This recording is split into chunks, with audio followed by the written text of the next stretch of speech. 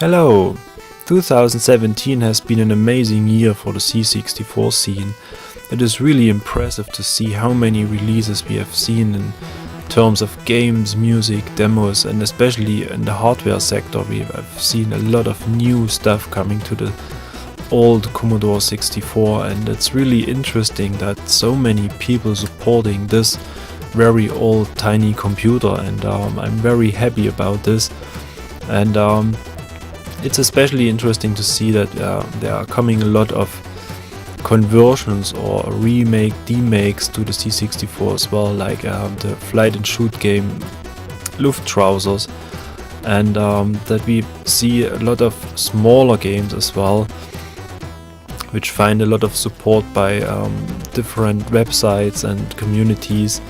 And it's even interesting that especially in this case a virtual reality game came to the C64 as well.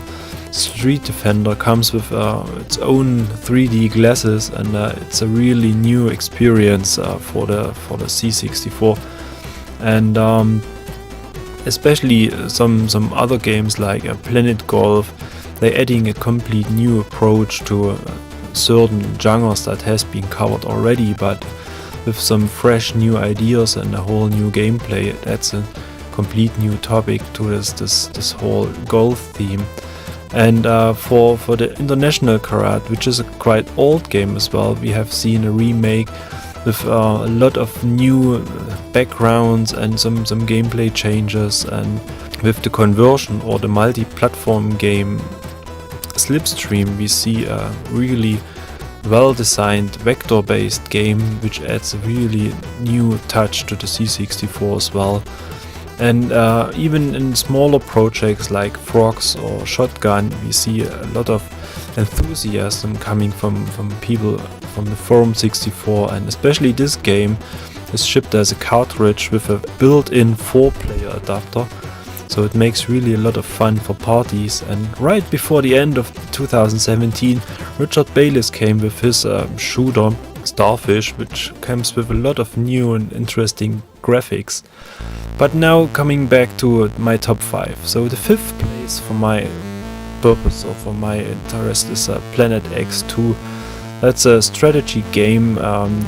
This has been brought by David Murray, also known as the 8-bit guy. And it's very interesting that this is really covering a lot of strategic elements. So your mission is to destroy the enemy bases. That's quite common, I think, in this genre. And you have to harvest resources. You have to build your own equipment, your own units. And the game comes with a couple of different maps, and all those maps, they require different approaches. And it makes it very interesting that especially the difficulty setting, it's a complete new strategy approach to the game. So playing it on easy makes it really easy to attack the enemy, but playing it on medium or hard, you really have to balance your resources and you really have to defend your base, and this makes it quite difficult for some levels, but it adds a lot of hours of gameplay without getting boring. And I really like that the game loads very fast, especially from SD to IC devices, and that it is very compatible with a lot of disk drives, so you're not forced just to use one single dedicated hardware. And it's really nice and fluid, has a very interesting gameplay, and it has no lags, no loading times. It's really very nice to play.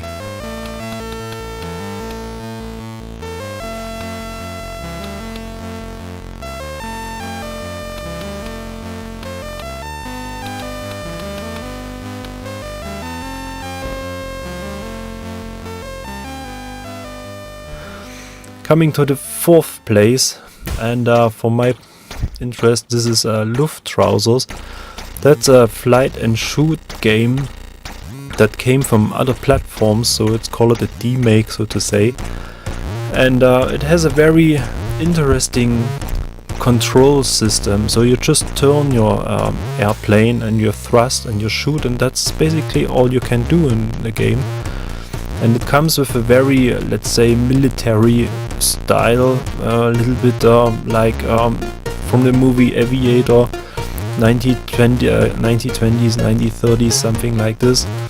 And but it is well designed. It has a very nice music. It sounds very straightforward, and really we are prepared for the war. And it comes with an upgrade system as well. So if you play through your missions, you get upgrades for your ship, and especially for certain missions, it is really required to update the ship to have a certain or a specific configuration. Otherwise, it is really hard to fulfill the mission objectives. And it comes as a cartridge version, where you can save your progress to the disk as a backup function, or if you just play the emulated cartridge on your 1541 Ultimate Plus, then you can save the disk image to the save game to your disk image. And if you play the real cartridge version, then the game progress is saved to the cartridge automatically. And so you have a really instant jump in and play feeling without hassling with the hardware or something like this. And it runs on many C64 configurations without any problems. And it's very, very interesting to play.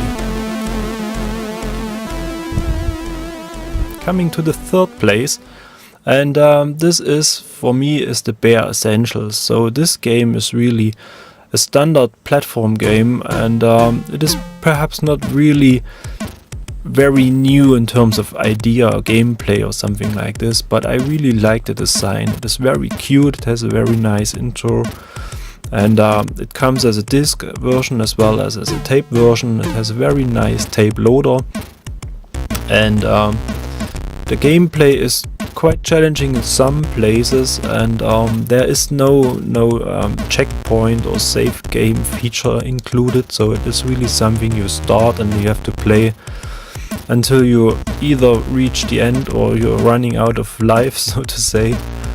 But it is really well designed, so it is not really comparable to Creatures, for example, because Creatures is more like a scrolling jump and run game, whereas the Bare Essential is more like a platform jumping game with a lot of hostile enemies all over the place. And your goal is to collect apples, and the game is available in two versions. So there's a standard version and there's a special edition version.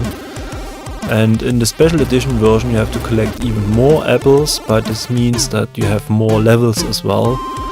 And the game includes a map system so that you can orient yourself, that you know where you have to go. You see the places which you have already cleared, and you see the connection between the places, because quite often it is not possible to reach all the apples within one level, so the levels are combined and you may have to jump from one level to another to reach certain positions. So it's really nice to play. And coming to the second place, and this is Galencia, which is probably the most colorful Galaga conversion you have ever seen. And it's probably not just only a conversion, it is really a kind of a fresh new remake coming with a couple of new ideas. And as I said, it is really, really colorful, and especially on the C64 it is really amazing how good this game runs and how good it looks. And you have a couple of different approaches. You can play this as a normal game with gaining lives and losing lives, or you play it in a tournament mode where you have to get as far as possible with just one life.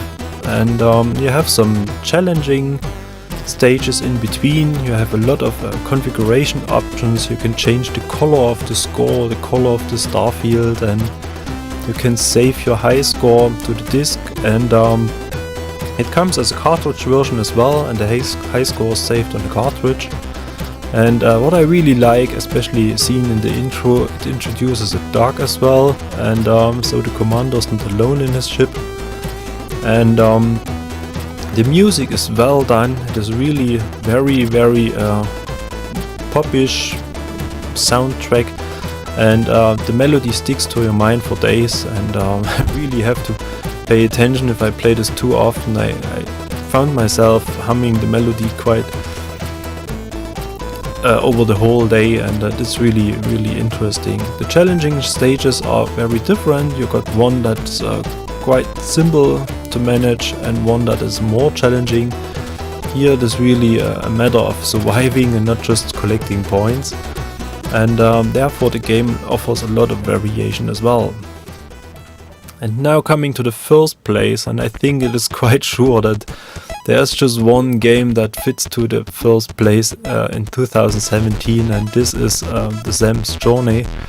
It was released really at the 24th of December, somewhere close to midnight, and it was available as a digital download first, and really a lot of people were waiting for the game release and started playing immediately, and it is quite comfortable to place the disk image on your preferred disk drive.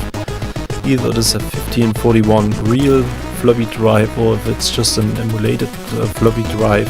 And the game is available as cartridge as well, so you can save your game progress on the cartridge, and there's even a backup tool to transfer the game saves from the cartridge to a disk.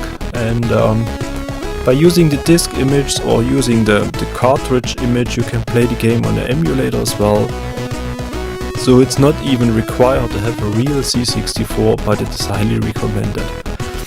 It adds really a very new, very fresh graphics, and it is very colorful, and Sam has a lot of abilities. He can swim, he can fly, he can push things, and he can act as a ninja, sticking to walls and all that things, and all those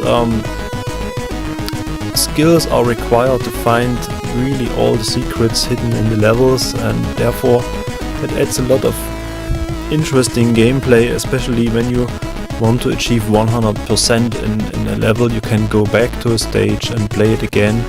You have a checkpoint system, so it's not as frustrating maybe as other games, and it is really one of the best games I have ever seen for C64.